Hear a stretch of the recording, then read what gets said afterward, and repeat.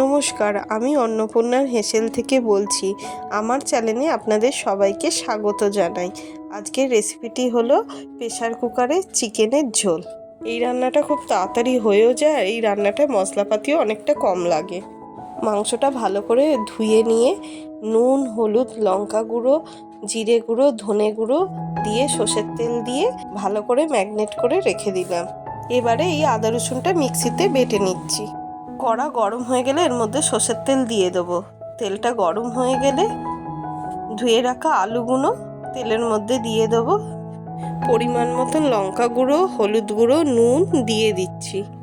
দিয়ে ভালো করে নেড়ে একটু ভেজে নেবো আলুগুলো। আলুটা ভাজা হয়ে গেছে, এবার একটি পাত্রে তুলে রাখলাম। এবার প্রেসার কুকারটা বসিয়ে দিয়ে প্রেসার কুকারে একটু সর্ষের তেল দিয়ে দিলাম। তেলটা গরম হয়ে গেলে এখানে একটু গোটা গরম মশলা আর একটু তেজপাতা ফোড়ন দিয়ে দিলাম।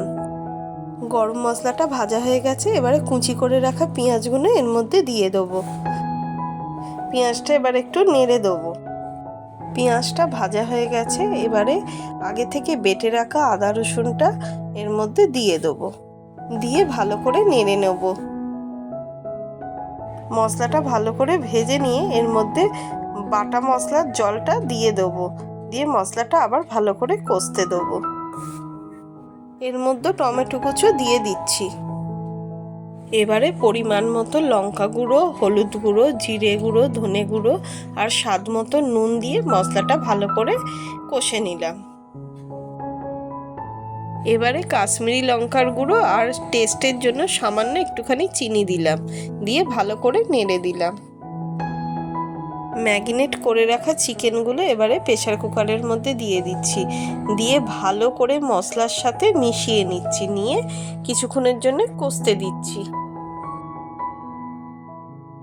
মোটামুটি মাংসটা আমার কষানো হয়ে গেছে। এরপর ভেজে রাখা আলুগুলো এর মধ্যে দিয়ে দিচ্ছি। দিয়ে ভালো করে নেড়ে চেড়ে নেবো আবার।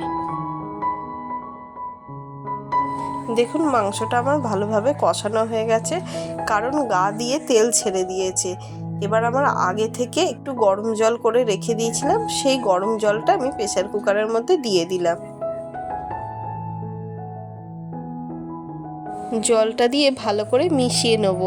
তারপর প্রেসার কুকারটা ঢাকা দিয়ে 3টে সিটি হতে দেবো।